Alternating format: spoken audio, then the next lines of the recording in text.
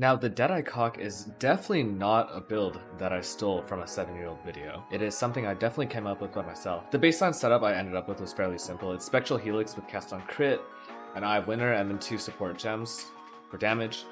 Cold Penetration, increased crit. I had a Hydrosphere that I was self-casting, and then a cast when damage taken Tornado. And my Tornado also had Culling Strike.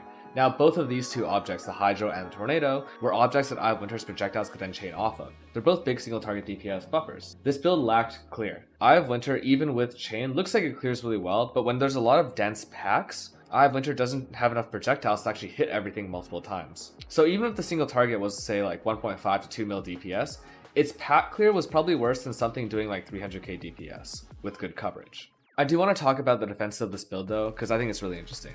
For one, I have 234% increased life on the tree. This is pretty regular for a right side build, and especially for a Deadeye, but I think it's what you want to be aiming for in hardcore with no access to like Gravicious craft, so you can't really use Ghost Dance.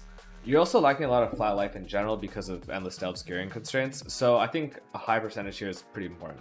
The Eye Ascendancy gives several sources. Firstly, you have a focal point. I actually have an Assassin's Mark on hit ring, and this ensures that I always have a mark on, and then that means every other mob other than the mob that the mark is on is doing 25% less damage to me. This is a big mitigation layer. Now, this doesn't give you any mitigation in pure single target encounters. Thankfully, in Delve, there aren't that many. The other one is Wind Ward. Now, Wind Ward gets a lot of flack because it's hard to keep up if you get hit a lot. Right side builds tend to be avoidance based, running Grace already, so there's that. But I also did several things to make sure that I had decent uptime on Wind Ward. Firstly, you don't use Cyclone, you're using Spectral Helix, and this hits 3.5 to maybe 4 times per second. Secondly, I had a left click Vortex, which means that I'm generating at least 1 Gale Force stack a second roughly. I also was holding down Blood Rage during encounters. This would also automatically generate Gale Force stacks. Anytime I use Flame Dash, that'd be another one, and you can even instant cast your own guard skill. Another mitigation layer in Delve came from Overcharged. I took this because you're always killing things with Delve, so you actually do have fairly good endurance charge generation. And I took the increased charge duration, because without this I noticed that my endurance charges would fall off sometimes, especially in less dense encounters. Not running Determination, so I also had to take a helmet with physical damage taken as fire. Beyond this I was fairly close to suppression cap, but even 90% or 80% suppression is really useful because again, Delve is based on multi-hits. There aren't really many gigantic hits, other than from Rogue Exiles and Roas. It's why I tend to avoid them. Sometimes.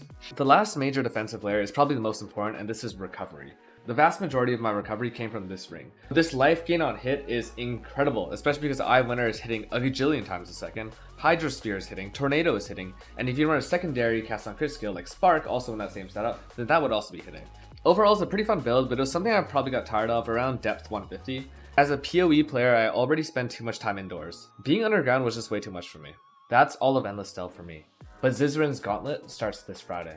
It's what I'm practicing for in the next couple of days, and I think it's the most exciting event in PoE, more exciting than League Start even. It's one of the only actual competitive settings in PoE where all the best players really come together, and I think it's a really good forum, not just an expression of player skill, but also of build making, of gearing, and also of creativity. I can't wait to see Seismic Trap being played by 7 different Ascendancies.